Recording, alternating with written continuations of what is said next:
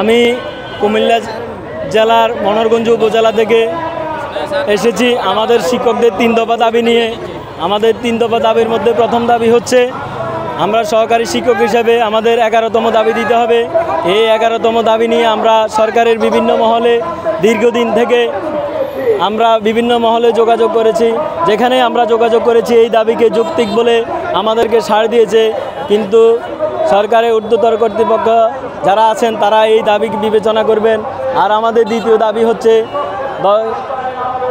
10 বছর এবং 16 বছরের উন্নতি স্কেল এবং সহকারী শিক্ষক থেকে শতভাগ পদোন্নতি দিয়ে আমাদেরকে সম্মানিত করবেন। আমরা শিক্ষকরা সমাজে অবহেলিত, যেটা বিভিন্নভাবে আমরা বৈষম্যের শিকার হচ্ছি। এখন সরকারের কাছে আমাদের জোরালো দাবি আমাদের এই বৈষম্য থেকে আমাদেরকে মুক্তি দিয়ে আমাদের দাবিকে দ্রুত বাস্তবায়ন করার জন্য। যতদিন পর্যন্ত না আমাদের এই দাবি বাস্তবায়ন না হবে ইনশাল্লাহ আমরা মাঠে থাকব। আমরা ইউনূস সরকারের কাছে আশা করি তিনি একজন শিক্ষক মানুষ, তিনি আমাদের দিকে সুদৃষ্টি দিবেন। এই বলে আমি আমার বক্তব্য শেষ করলাম। আমরা 13তম স্কেলে এখন বেতন পাচ্ছি 11,000 টাকা, যা দিয়ে আমাদের চলা খুবই আসলে বর্তমান বাজার দর বা দেশের যে পরিস্থিতি, দ্রব্যমূল্য অত্যন্ত কষ্টকর, যেটা আসলে সব জায়গায় আমাদেরকে খুলে বলা যায় না। আর আমরা প্রাথমিক শিক্ষকরা যারা আছি আমাদের বেতন এটা সবাই জানে যে আমরা কত, আমাদের ছেলে মেয়ে মা বাবা ভাই বোন পরিজন নিয়ে আসলে এই টাকা দিয়ে আমাদের চলা অনেক কষ্টকর। সমাজে আমরা সম্মান নিয়ে বেঁচে থাকতে চাই, আমাদের ওই মর্যাদার জন্য আসলে আমরা এই লড়াই করতে এসেছি।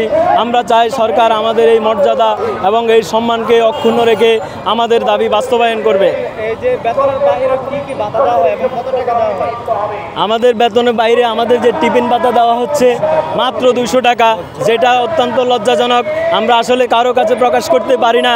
যেখানে ব্যাংক বলেন বা অন্যান্য ডিপার্টমেন্টে বলেন একবেলা খানার বিল হচ্ছে 400 থেকে 500 টাকা দেওয়া হচ্ছে, আর আমাকে 1 মাসে মাত্র টিফিন ভাতা দেওয়া হচ্ছে 200 টাকা। কেউ যদি জিজ্ঞেস করে, যেমন আপনি একজন সাংবাদিক হিসাবে আমাকে প্রশ্ন করলেন যে আপনি কি কি বেতন ভাতা বা সুবিধা পাচ্ছেন, তাহলে এই কথা বলা আসলে অনেক জায়গায় সব জায়গায় বলা যায় না, যেটা নিজেরও লজ্জার ব্যাপার। আমি একজন শিক্ষক হিসাবে এই ধরনের আমরা সুযোগ, আর আমাদের চিকিৎসা ভাতা এগুলো একদম অনেক কম অন্য অন্য সেক্টর চেয়ে।